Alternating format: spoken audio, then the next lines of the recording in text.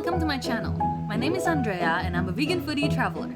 I'm on a 2-month solo adventure across the UK, and in this vlog, I'm spending 2 nights in York, home to the real-life Diagon Alley. Join me as I explore some tourist attractions, cute shops, and the local vegan food scene. I booked this 4-star hotel that is conveniently located right next to the station. I'm surprised by how grand both the exterior and the lobby are, especially since the room rate I got is similar to the budget hotel I stayed at in Manchester, only £125 per night.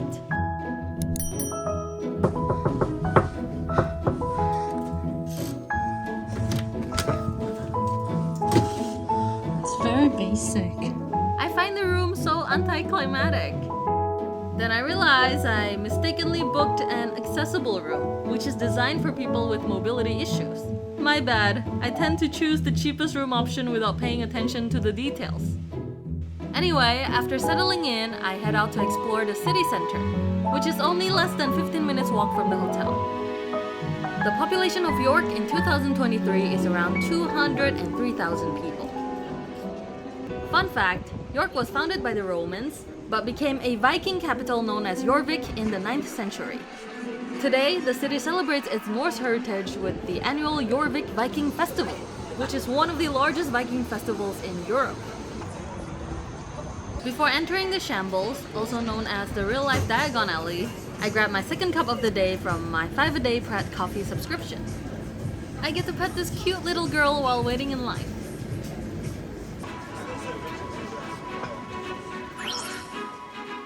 The Shambles market is filled with eye-catching stalls offering everything from home decor to local gin. There is an extremely popular shop here selling the York Ghost. I'd love to get one, but I'm not up for waiting at least an hour in line. Maybe I'll swing by again tomorrow. There are so many whimsical and unique shops on this street. Like this one has a breathing mascot.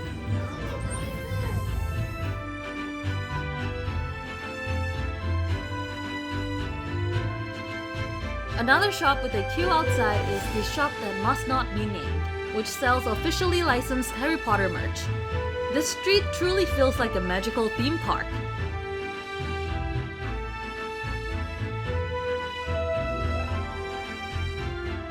Next, I head to Clifford's Tower, a historic spot that dates back to the 11th century, originally built by William the Conqueror as part of York Castle. Over the years, it's been a royal stronghold, a treasury, and even a prison.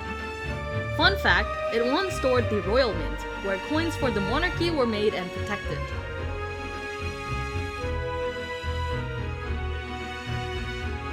I'm mainly here to check out the panoramic views of York from the top. One thing I always make sure to do when visiting a new city is checking out an observatory deck. I just love getting a new perspective on the city I've been exploring on foot.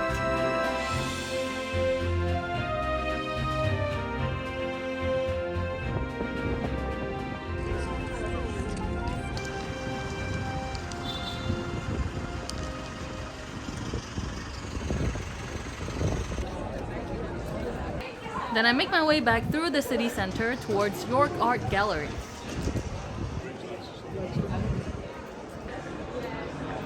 Along the way, I passed through the museum gardens, which I absolutely love. It's so peaceful to see nature seamlessly blending with the stunning medieval architecture.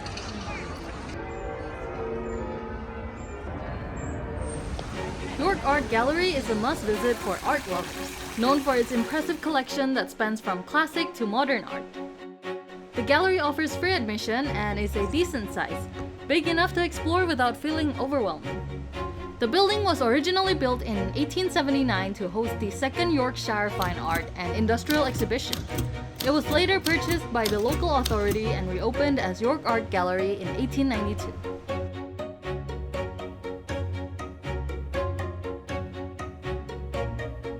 This portrait, Equanimity by Chris Levine, catches my eye as the first holographic portrait of the Queen.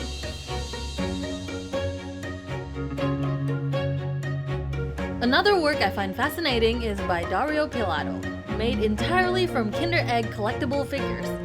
It uses the concept of Kinder Surprises to highlight our society's obsession with mass consumption.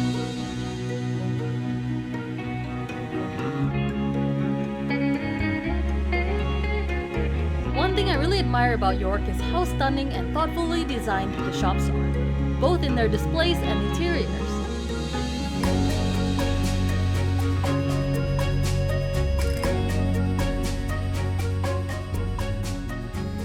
Next, I head to my last touristy attraction of the day, the York Dungeon.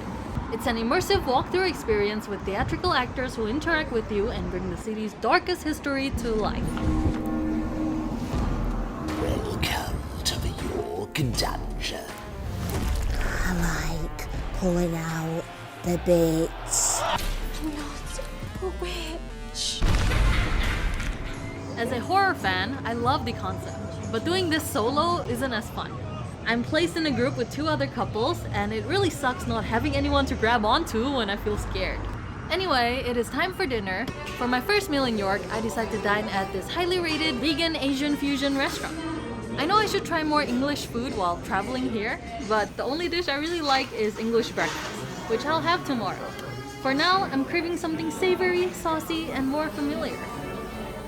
Oh my gosh, these 3 dishes I ordered bring me so much joy. The food truly lives up to the high ratings. On to my last full day in York. I begin my day at this vegan-friendly restaurant known for its all-day breakfast. I ordered their vegan breakfast skillet, which comes with tempeh, scrambled tofu, mushrooms, tomatoes, beans, fries, sourdough, and vegan spread. What a hearty meal! I also enjoy a cup of oat latte to kickstart the day.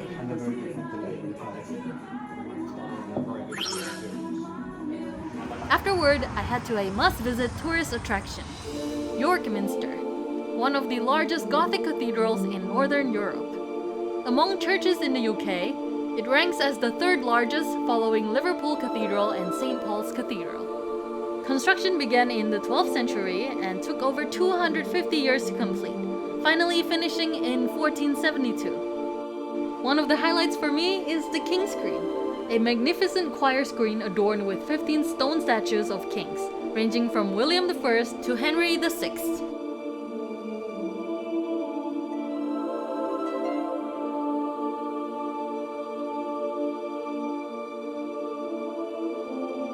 Fun fact I didn't notice at the time is that York Minster is one of the only few churches worldwide that has its own police force. They have the same powers of arrest as regular police officers, so it's best not to do anything foolish while you're here. I love this new edition of Queen Elizabeth II. The statue, installed in 2022, marks her Platinum Jubilee, celebrating 70 years on the throne.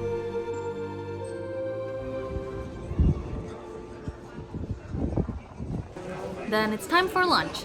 I don't have a specific place in mind, so I wander around the area until I stumble upon the Botanist, a vegan-friendly bar and restaurant with several locations across the UK. I order the vegan board, which comes with bang bang cauliflower, couscous, chips, salad, hummus with roasted chickpeas, and pita bread. The items on the board change from time to time. The ambience and presentation here are lovely, but the food itself is quite average. After lunch, I explore more shops and finally decide to pick up some souvenirs from this cat-themed store. I find out later that cats have played a significant role in York's history, serving as rat controllers, symbols of luck and status, and companions. There's even the York Cat Trail, where visitors can follow a route to spot more than 20 cat sculptures placed on buildings throughout the city. I completely missed this. Then I stumble upon an authentic-looking Japanese tea shop and can't resist trying their matcha. Oh my gosh, just look at this beautiful matcha latte. The portion is huge and they use high-quality matcha.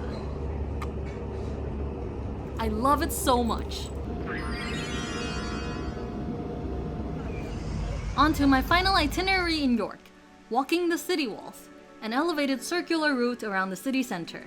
The walkway stretches about 3.4 kilometers. These walls have guarded York for nearly 2,000 years. It's not every day I get to walk on something so rich in history while enjoying stunning views of such a beautiful city. Moments like this make me truly appreciate just how special York is. Then it's time to say goodbye to York. After checking out, I grab a quick breakfast from Pratt and hop on a train, followed by a bus to my next stop, Anik, another Potterhead pilgrimage destination. Overall, I really enjoyed my time in York, especially experiencing the real-life Diagon Alley. What a magical city! I think spending 2 to 3 nights here is enough to see most of it. My only regret is not buying the York Ghost figure. It feels like the kind of city I might only visit once in my life. Here is a breakdown of my total spendings in York. The train was from Manchester to York, 2 nights stay at the hotel, admission fee to some of the attractions, bought some souvenir at the cat shop. With food and drinks, total came down to around £440. Thank you so much for watching. I hope you enjoyed this vlog. Please stay tuned for my trip to Anik next. I know I've been guilty of not uploading consistently, but I'm really trying my best to upload as quickly as I can. Thank you so much for your patience and support.